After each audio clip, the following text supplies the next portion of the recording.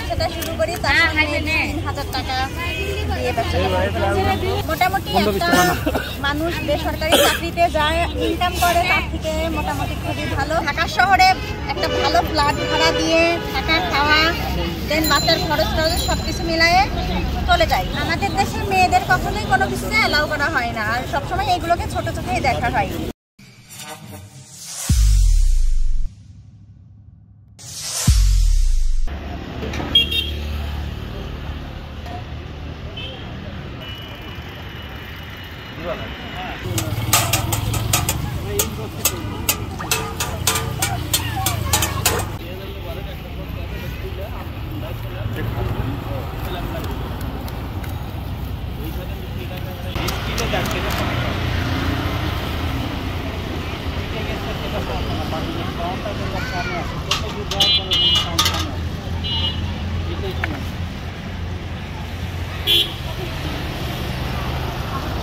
একটা পানিপুরির দাম কত?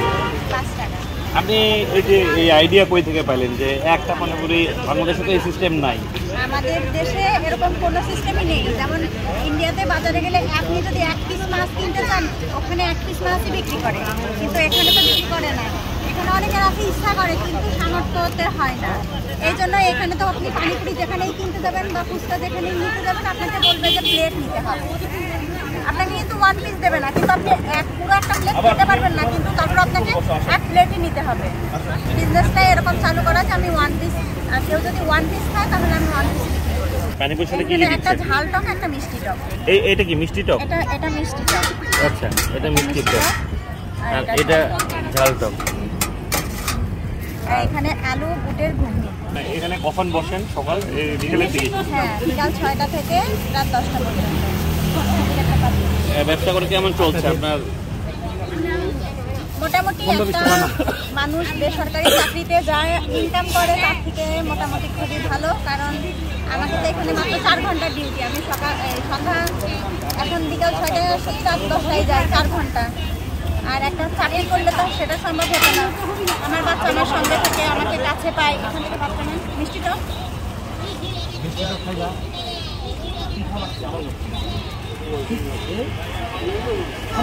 বাচ্চার সঙ্গে থাকে, বাচ্চা আমার কাছে খেতে পারে, আমার কাছে ঘুমোতে পারে, তাকে কেয়ার করতে পারি আমি। কিন্তু চাকরি করলে তো এটা সম্ভব হতো না। বাড়িতে কারোর কাছে না কারোর কাছে রেখে যেতে হতো, হয় মা না হলে শাশুড়ি। কয়টা পর্যন্ত বসেন এখানে?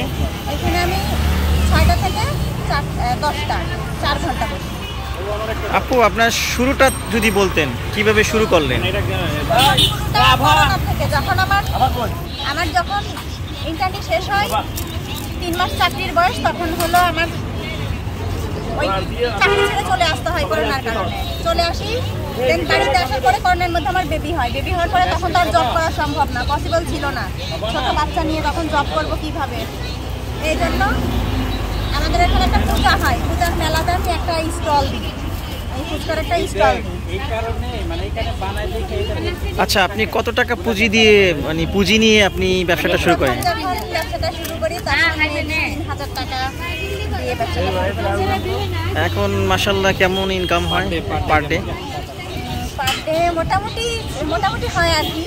বললাম তো একটা বেসরকারি মোটামুটি ভালো পদস্থ লোকের যা স্যালারি আমারও সেই মতো ভালো একটা স্যালারি। আচ্ছা আপু, যে আপনি মেয়ে মানুষ হয়ে আপনি রাস্তায়, আমরা তো সচরাচর বাংলাদেশে দেখি না যে কোনো মেয়ে মানুষ ফুচকা বিক্রি করে বা পানিপুরি বিক্রি করে, আমরা কখনো দেখি নাই। হঠাৎ করে আপনি এটা মূলত পুরোটাই ইন্ডিয়ান থিঙ্কিং। কারণ আমাদের দেশের মেয়েদের কখনোই কোনো কিছুতে অ্যালাউ করা হয় না, আর সবসময় এইগুলোকে ছোট চোখেই দেখা হয়।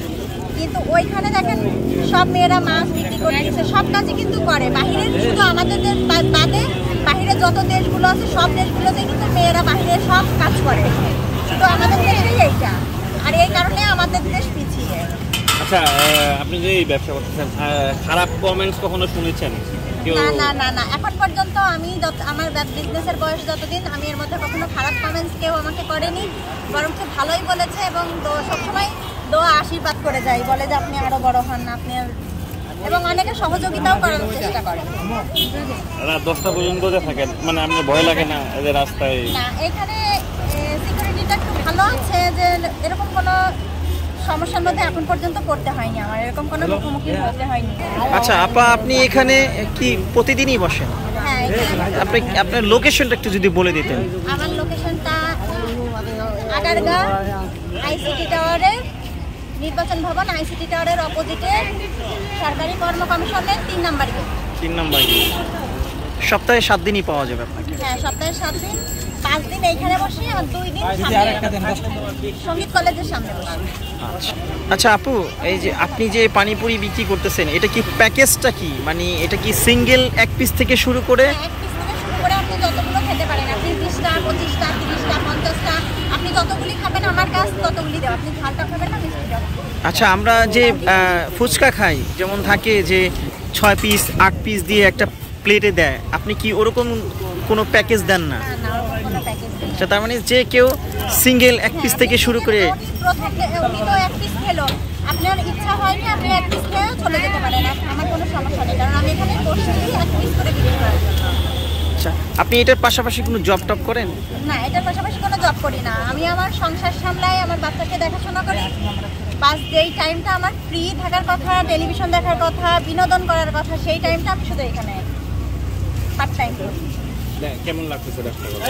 হ্যাঁ, ভালো। যেদিন ব্যবসাতে না আসে সেই দিনই বরং ভালো লাগে না, কারণ সবসময় বাড়িতে থেকে কাজ টাজ করে একটু টায়ার্ড লাগে, কিন্তু মনে হয় না যে বাড়িতে শুয়ে বসে রেস্ট করি, কারণ এখানে আসলে অনেক লোকের সঙ্গে দেখা হয়, অনেক লোকের সঙ্গে কথা হয়, আর শহরে সবসময় বাইরের পরিবেশটাই ভালো। আচ্ছা, অন্য কেউ যদি ব্যবসা করতে চায়, স্বাবলম্বী হওয়া সম্ভব এই ব্যবসা করে? হ্যাঁ, সম্ভব, তবে একটু সময় লাগবে, কিছুটা সময় লাগবে, কারণ একটা বিজনেস দাঁড় করাতে একটু সময় লাগে।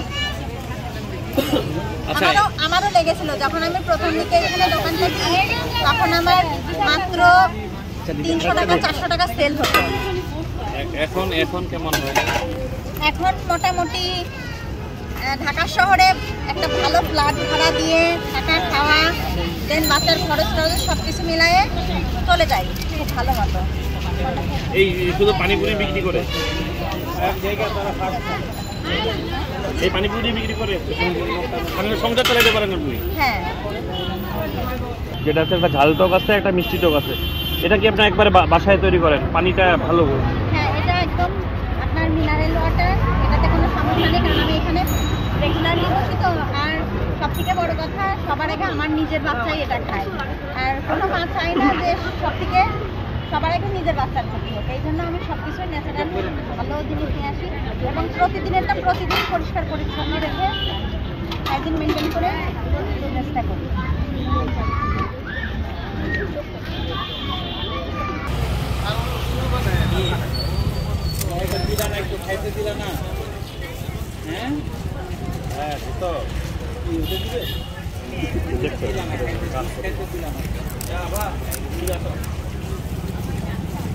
ঠিক আছে।